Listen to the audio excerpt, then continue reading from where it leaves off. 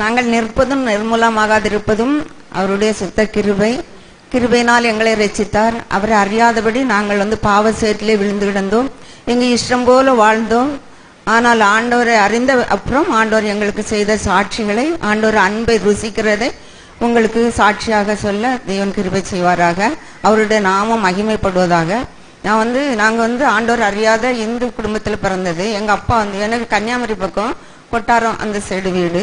அப்போ எங்கள் அப்பா இந்த ஊரில் தலைவராக இருக்கனால நிறைய விற்கிற அந்த இதை படைச்சி அதுதான் தெய்வம்னு சொல்லி அதிலே வழிபட்டு வந்துட்டு இருந்தாங்க. அதனால எங்களையும் எல்லாரும் அதில் தான் பக்தியாட்டு வளர்த்துட்டு வந்தாங்க. அப்படி இருக்கும்போது எங்கள் கூட எனக்கு கூட பிறந்த 2-3 அக்கா உண்டு. அவங்களும் எல்லாத்தையுமே இதில் தான் கல்யாணம் பண்ணி கொடுத்தாங்க. எனக்கும் கிருஷ்ணன் கோயிலில் இவங்களும் எங்களை போல தான் அந்த விக்கிரங்களுக்கு அடிமைப்பட்டு இருந்தவங்க. அதில் திருமணம் பண்ணி கொடுத்தாங்க.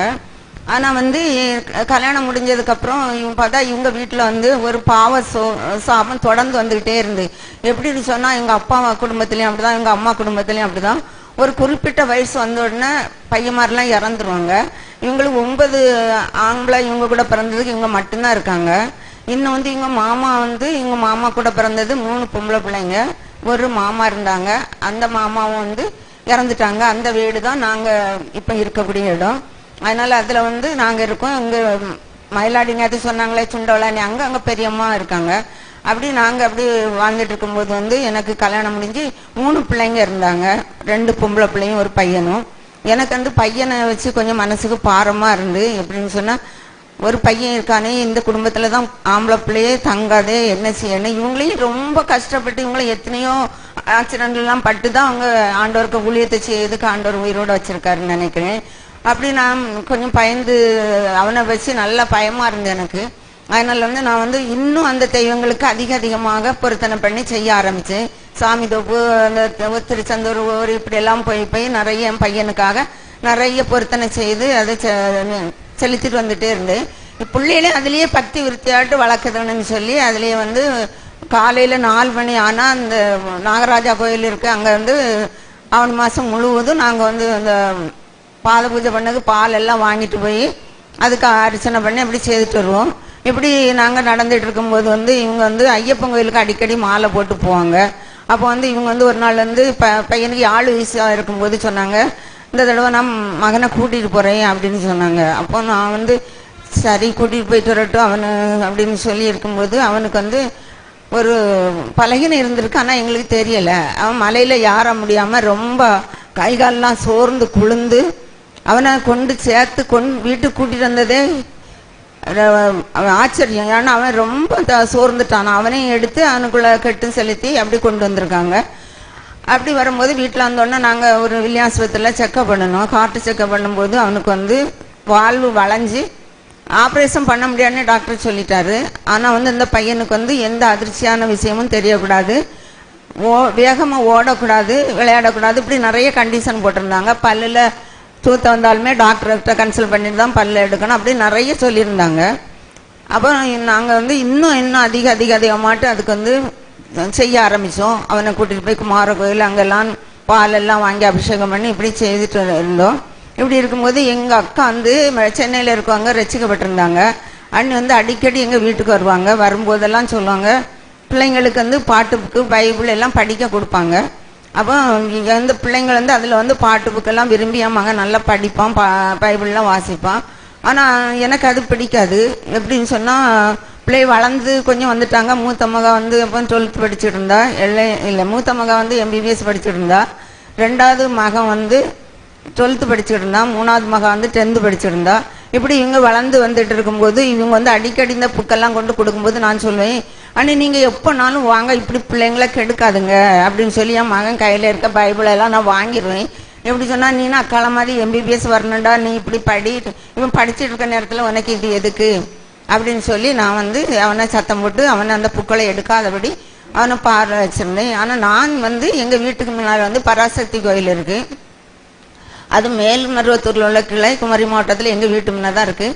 அதுக்கு நாங்கள் செவ்வாடை கொடுத்துட்டு நாங்கள் ஒவ்வொரு நாளும் குரூப்பாக 10-15 பேர் ஒவ்வொரு நாளும் போய் அதுக்கு பாத பூஜை பண்ணுவோம். இப்படி பண்ணிட்டு நான் அதில் இருக்கும்போது எங்கள் அண்ணி எனக்காண்டி நல்லா ஜெபம் பண்ணுவாங்க. அழுது மாடியிலேருந்து ஜெபம் பண்ணுவாங்க. இது எனக்கு பிடிக்காது. நான் சொல்லுவேன், அண்ணி இது என்ன அண்ணி, காலையில் 4 மணிக்கு நாங்கள் போகும்போதே ஜெபம் ஆரம்பிச்சிருவாங்க. நாங்கள் வந்து இப்படி வீட்டிலேருந்து அழுது ஜெபிக்காதுங்க, தலையில் முட்டாங்க போட்டுட்டு ஜெபிக்கிறியா, வீட்டுக்கு இது தனித்துருவோம், நீங்கள் இப்படி இருந்து ஜெபிக்காதுங்க அப்படின்னு சொல்லி நல்லா கோவப்படுவேன். அவங்க இன்னும் வந்து சென்னையிலேருந்து ஒரு பாஸ்டர், செல்வகுமார் பாஸ்டர் அனுப்பி அவரை விட்டு ஜெபிக்க சொல்லுவாங்க. அவர் வந்து ஜெபிக்கும் போது நான் வந்து ஜெபிக்கவே விட மாட்டோம். நாங்கள் வீட்டில் வந்தால் ஒரு காப்பி குடிக்கிறீங்களான்னு கூட கேட்க மாட்டோம், அவர்கிட்ட சரியாக பேச மாட்டோம். உங்கள் அக்கா ஒரு ஜெபம் பண்ணிட்டு வர சொன்னாங்க அப்படின்னு சொன்னோன்னே இவங்க சொல்லாங்க, அவளுக்கு தான் மண்டைக்கு வழி இல்லை, நீங்களும் அப்படியா, நீங்கள் இவங்க ஜெபிக்கண்டாம் போங்க அப்படின்னு சொல்லி அவரை ஜெபிக்க விடாமல் நாங்கள் வந்து அனுப்பிவிட்ருவோம். இப்படி ஒவ்வொரு நாளும் நாங்கள் ஆண்டவருக்கு விரோதமாக நடந்துட்டு இருக்கும்போது இவங்களுக்கு ஒரு நாள் வந்து கால் ஆக்சிடென்ட் ஆகி ஆஸ்பத்திரியில் வச்சுருந்தேன். அப்போ வந்து ஒரு எங்கள் சொந்தத்துலேருந்து மருமகன் பார்க்க வந்தார். அவர் போலீஸ் டிபார்ட்மெண்ட்டில் வேலை பார்க்காரு. அவர் விடிய காலம் நாங்கள் 4 மணிக்கு நாகராஜா கோயிலுக்கு போகும்போது அவர் இப்படி எங்களை பார்த்துருக்காரு. அப்போ வந்து சொல்லாரு, மாமி நீங்கள் இப்படி செய்யறது தப்பு, நீங்கள் உண்மையான தெய்வத்தை நீங்கள் கும்பிடலை, நீங்கள் அது போகாதுங்க, பிள்ளைகளை அதில் வளர்க்காதுங்க அப்படின்னு சொன்னார். அதில் நான் சொல்லுவேன், நீங்கள் வந்தீங்கன்னா நோயை பார்த்துட்டு போயிட்டே இருங்க, இதெல்லாம் சொல்லாண்டா எங்களுக்கு தெரியும், எங்கள் தெய்வம் எங்களுக்கு காப்பாற்றும் அப்படின்னு சொல்லி நான் அவர்கிட்டெல்லாம் அப்படி சொல்லிடுவேன். இப்படி ஆண்டவர் மட்டும் எப்பவும் பேசிட்டு நடக்கிறது. எங்கள் அண்ணி வந்து எங்கள் வீட்டு பக்கத்தில் வந்தாக்கி எல்லா இடமும் சுவிசேஷம் சொல்ல போவாங்க. அப்போ நான் சொல்லுவேன், எனக்கு கேவலமாக இருக்குது, எல்லார் வீட்டுக்கும் சுவிசேஷம் சொல்லன்னு இப்படி போடுறாங்க அப்படின்னு சொல்லி எங்கள் அண்ணியை திட்டுவேன். இப்படி ஒவ்வொரு நாளும் நான் வந்து ஆண்டவருக்கு விரோதமாக நடந்துட்டு இருந்தேன். அப்படி இருக்கும்போது எனக்கு பிள்ளைகள் வந்து வளர்ந்த உடனே எனக்கு பையன் வந்து 12th படிச்சுட்டு இருக்கும்போது மூத்தவா MBBS படிச்சுட்டு இருந்தா, 3ஆவதுலவா 10th படிச்சுட்டு இருந்தா. அந்த நேரத்தில் வந்து என் மகன் அந்த 2005 லாஸ்ட்டில் வந்து என் மகன் வந்து ஒரு நாள் சொல்லிட்டு போகிறான், நான் டியூஷனுக்கு போகிறேன் அப்படின்னு சொல்லிட்டு போகிறான். அப்போ நாளைக்கு நீ யாராக இருக்கனால உனக்கு டியூஷன் வைக்க மாட்டாங்களே நீ சொன்னதுக்கு, இல்லைம்மா எனக்கு 12th வச்சிருக்கு அப்படின்னு சொல்லிட்டான். அவன் ரசிக்கப்பட்டிருந்து எனக்கு தெரியாது. நான் அப்போ அதுக்கு 2 நாளைக்கு முன்னால் சொல்லேன், இன்னைக்கு உனக்கு பராசக்தி உனக்கு பெரில் பொறுத்த நேரத்துக்கு அர்ச்சனை பண்ணணும், நீ வா அப்படின்னு சொல்லேன். வரவே மாட்டான். நான் கட்டாயப்படுத்தி கூட்டிகிட்டு போனால் அவன் கையில் சிவப்பு கயிறை காணும், கழுத்தில் டாலர் ஒன்று போட்டேன்னா அதையும் காணும், அதில் உள்ள பிரசாதம் எதுவுமே சாப்பிடலை. அப்போ இவன்கிட்ட நிறைய மாற்றம் இருக்கு, நமக்கு தெரியாமல் இவன் வந்து அன்னை மூலமாக ரசிக்கப்பட்டிருக்கானோ என்னவோன்னு சொல்லியிருந்தா. இவன் கிறிஸ்தவ ஃப்ரெண்ட்ஸ்கிட்டே சிநேகிதம் வச்சுருக்கான். இவன் சர்ச்சுக்கு போகிறதெல்லாம் எங்களுக்கு தெரியாது. அப்போ நான் சொன்னேன், இன்னைக்கு டியூஷன் இருக்காது, இன்னைக்கு இல்லை, இன்னைக்கு உண்டு அப்படின்ட்டு போனோம்.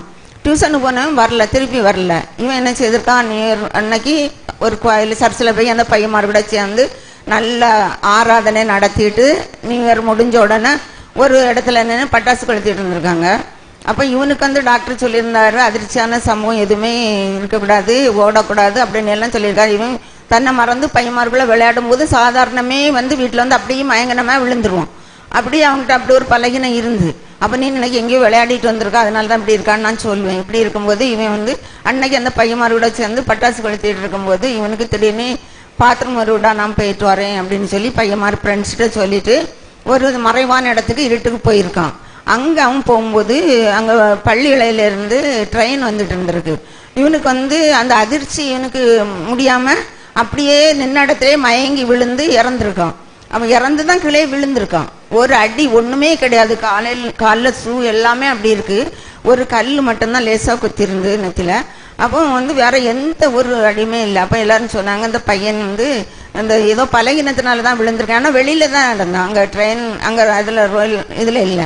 அதனால இப்படி சொல்லிட்டு சொன்னாங்க, அந்த பையனை வந்து வீட்டுக்கு எடுத்துகிட்டு போங்க அப்படின்னு சொன்னோன்னா நான் வந்து என்னை வந்து தனிமையிலே எனக்கு ஃப்ரெண்ட்ஸ் ஒருத்தர் இருக்க விடலை. அந்த செவ்வாடை பக்தர்கள் எல்லாரும் சொல்லுவாங்க, என்ன சிந்திக்கவே விடலை, அவனை தேடி போகிற விடலை. அப்பவுமே சொல்லுவாங்க, உன் மகன் சீக்கிரம் வந்துடுவான், நீ வந்து பராசக்திக்கு மாலை போட்டு வருவேன்னு சொல்லு அப்படின்னு சொன்னது ஆண்டவருக்கு சுத்தமாக பிடிக்கல. அவர் எங்களுக்கு ரசிக்க விட வேலை வந்துட்டு, அதனால எவ்வளவோ சொல்லி பார்த்தாரு, நான் கேட்கல. ஆனால் வந்து நான் வந்து என்ன கூட அவன் மயங்கி விழுந்து கிடக்கும்போது நான் வந்து எடுத்து வச்சுட்டு இருக்கும்போது என் கூட வந்தவங்க ஆட்டோ பிடிக்க போயிட்டாங்க. அப்போ ஆட்டோ பிடிக்க போயிட்டு வாரதுக்குள்ளால அடுத்த ட்ரெயின் வருது. அப்போ நான் நினைக்கேன், என்ன பொம்பளை பிள்ளைங்கள நான் மறந்துட்டேன், இவங்களையும் மறந்துட்டேன். நான் நினைக்கேன், மகனே இறந்தாச்சு, நம்ம ஏன் என்ன இருக்கணும் அப்படின்னு சொல்லி ட்ரெயினில் விழ போகணுன்னு சொல்லிட்டு அப்படி போய்கிட்டு இருக்கும்போது என்கிட்ட ஆண்டவர் தான் வந்து பேசியிருக்காரு, வேற எதுவுமே பேசுறதுக்கு அந்த தகுதி கிடையாது. அந்த சொல்லார், நீ என்ன நினைச்சிருக்கா மனசுல, உனக்கு என்ன 2 பெண் பிள்ளைகள் இருக்காங்க, உனக்கு தெரியாதா, ஐயோ மட்டும்தான் நீ பெத்தியா அப்படின்னு என்கிட்ட கேட்கு. அப்படி கேட்டோன்னு நான் ஒரு நிமிஷம் அப்படியே போனேன்னா அப்படி நின்று யோசிக்கேன். ஆமாம், அப்படி தலையை தானே ஆட்டு, ஆமாம் நமக்கு என்ன 2 பிள்ளைங்க இருக்காங்களே, அதுவும் நம்ம இல்லைன்னா அதுவும் பாடு என்ன ஆகும் அப்படின்னு சொல்லிட்டு போனேன்னா திரும்பி பையன் இருந்த இடத்துல வந்தேன். அதுக்குள்ளே ஆட்டோவுக்கு போனவங்க சொன்னாங்க, அந்த முதல் சவாரின்னு சொல்லிட்டு ஆட்டோ வரமாட்டேன்னு சொல்லிட்டு அப்படின்னு சொன்னாங்க. அப்படி இருக்கும்போது ஒரு பையன் வந்து என் மகன் சாயலில் ஒரு பையன் வந்து ஒரு பைக்கை கொண்டு வச்சுட்டு பாட்டி இந்த பைக்கில் இருத்தி கொண்டு போவோம் அப்படின்னு சொல்லி வந்து நின்னோம். அப்போ என் பக்கத்தில் இருந்த ஆம்பளைங்க தூக்கி அவனை பைக்கில் இருத்தி எந்த அடியுமே கிடையாது அந்த தூக்கி வீட்டுக்கு கொண்டு வந்தாங்க. வீட்டில் கொண்டு வந்தால் அவனுக்கு இழப்பு எங்களுக்கு தாங்க முடியாமல் ரொம்ப கஷ்டப்பட்டோன்னா 17 வயசு வரை அவனை வளர்க்குறதுக்கும் அது அவங்க அப்பா மாதிரி நல்ல ஹைட்டாக இருப்பான், நல்ல அழகாக இருப்பான். அந்த தெருவிலே எல்லாருக்கும் அவனை நல்லா பிடிக்கும், நல்ல குணம், சார்ந்த குணம். அப்படி அது அவனை எங்களுக்கு ரொம்ப மறக்க முடியாமல் ரொம்ப கஷ்டப்பட்டோம்.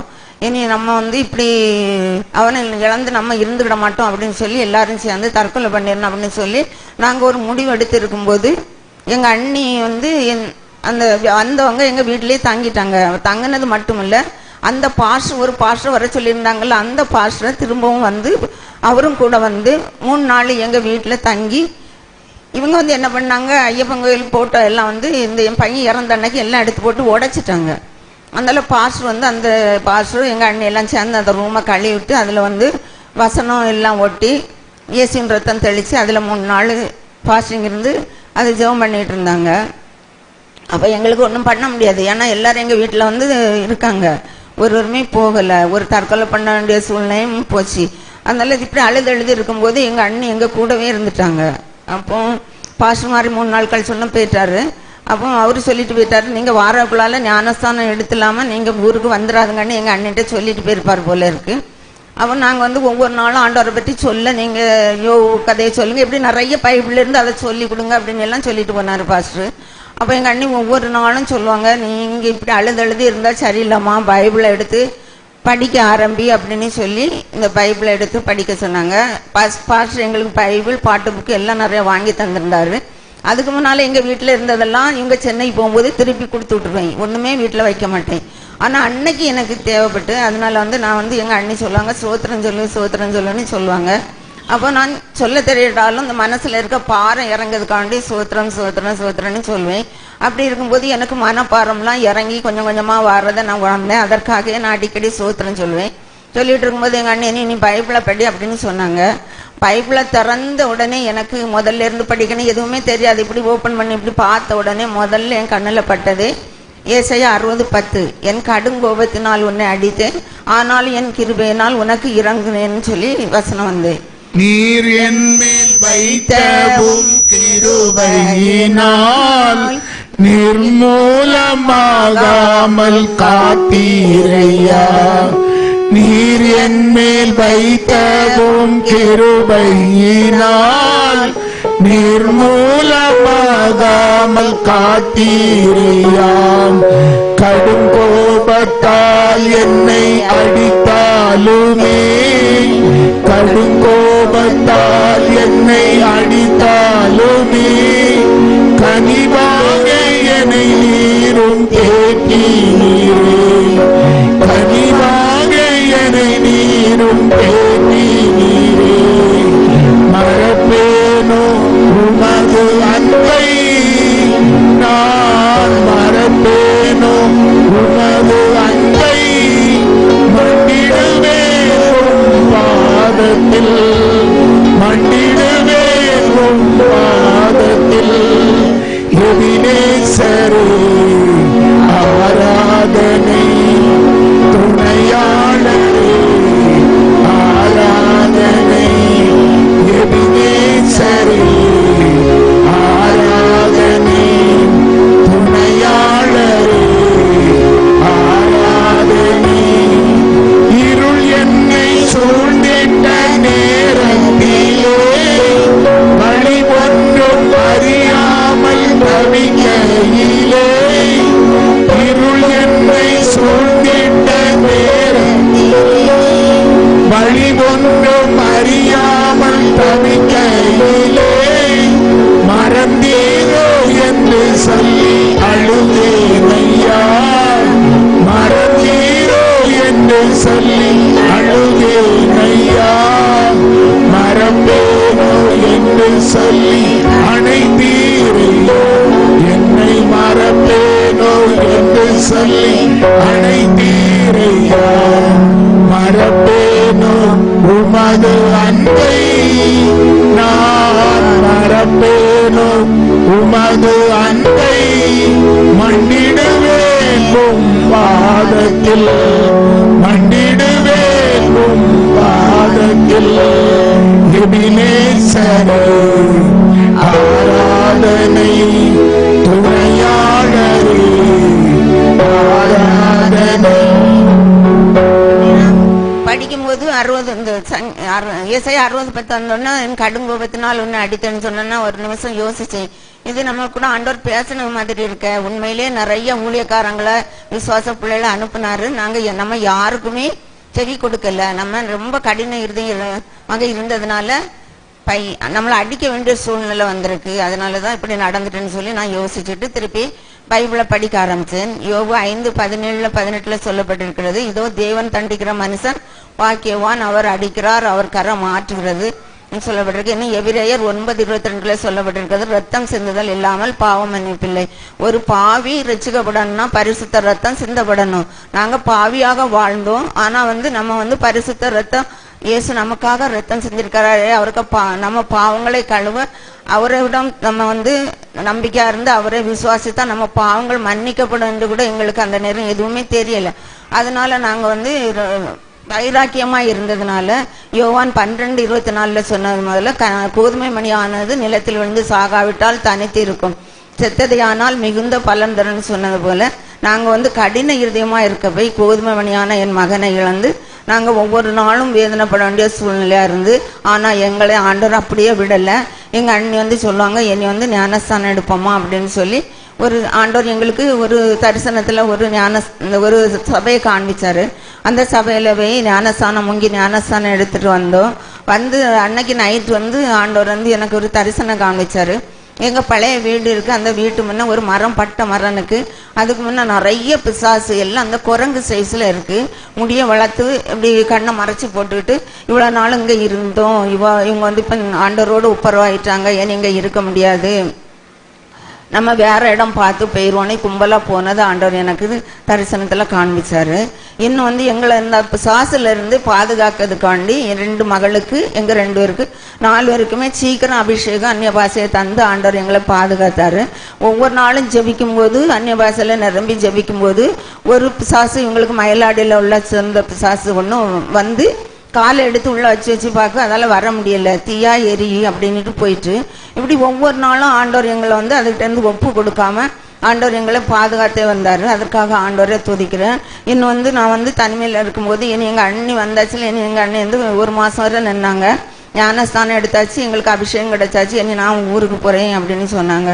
அப்போ நான் எங்களுக்கு ரொம்ப கவலையா இருந்து, அண்ணி ஊருக்கு போறாங்க, அவங்க டியூட்டிக்கு போறாங்க, பிள்ளைங்க காலேஜுக்கு போறாங்க, நம்ம தனிமையில இருக்கவேன்னு சொல்லி எனக்கு ரொம்ப வேதனையா இருந்து. ஏன்னா நாங்க ஞானஸ்தானம் எடுத்தோன்னே எனக்கு பழைய ஃப்ரெண்டெல்லாம் போயிட்டாங்க, வீட்டை சுற்றி தான் இருக்காங்க, ரொம்ப நெருக்கத்தான் இருக்காங்க. ஆனா என்ன செய்யாது செய்யான்னு உத்து பார்ப்பாங்க, இவ சர்ச்சுக்கு போயிட்டாளா, ஞானஸ்தானம் எடுத்துட்டாளா, அப்ப இனி நம்ம கூட வரமாட்டாளா, இப்படிதான் அவங்களுக்குள்ள பேசிக்கிடுவாங்க. ஒருத்தருமே எனக்கு ஆறுதலான வார்த்தை சொல்ல எங்க வீட்டுக்கு வரமாட்டாங்க. அப்படி ஒளிச்சு நின்று பார்த்துட்டே இருப்பாங்க.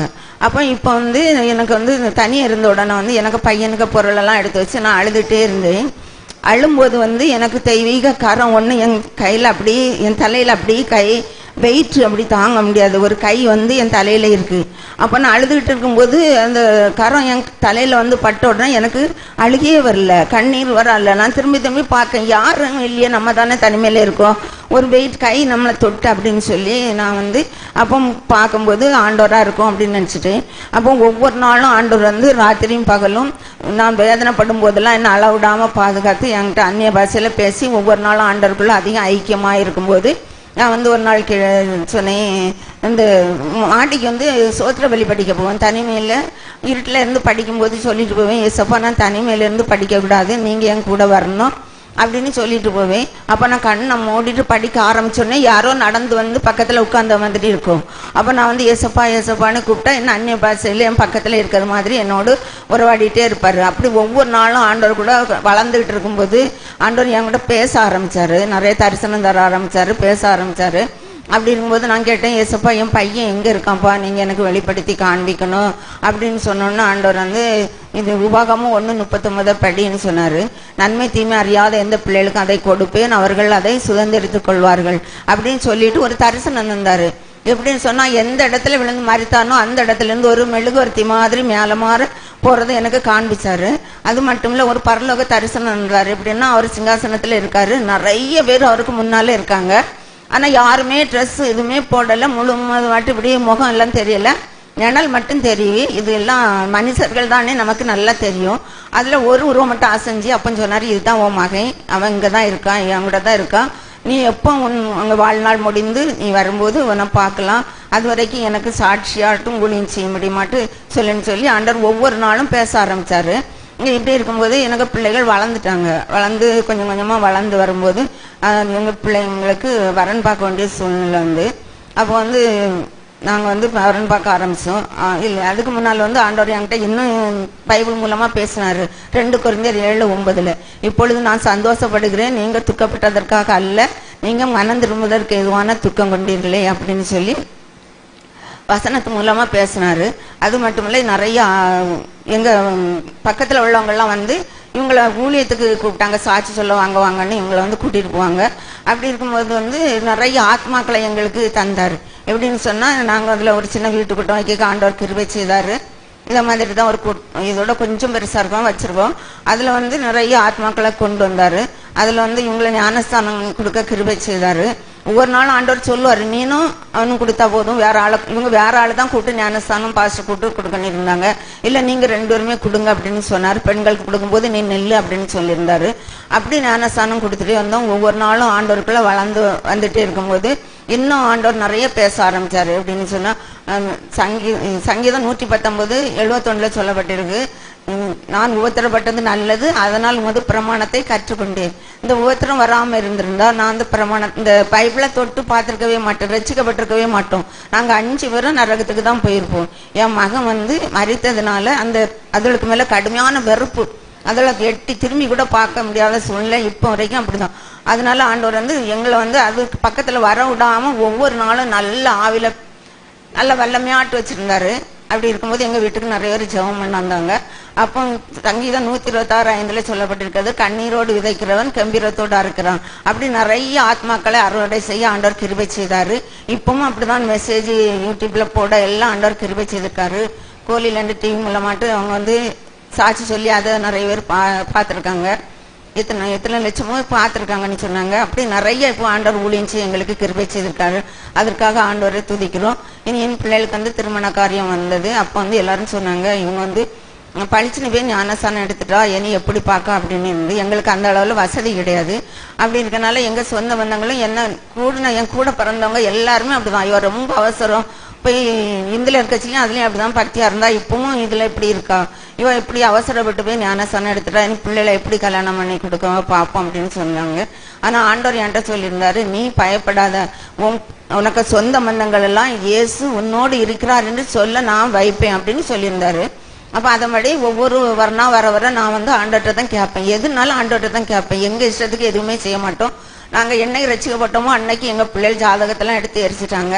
ஜாதகம் பார்க்க மாட்டோம், புரோக்கரை பார்க்க மாட்டோம், எதுனாலும் ஆண்டவர்கிட்ட தான் கேட்போம்.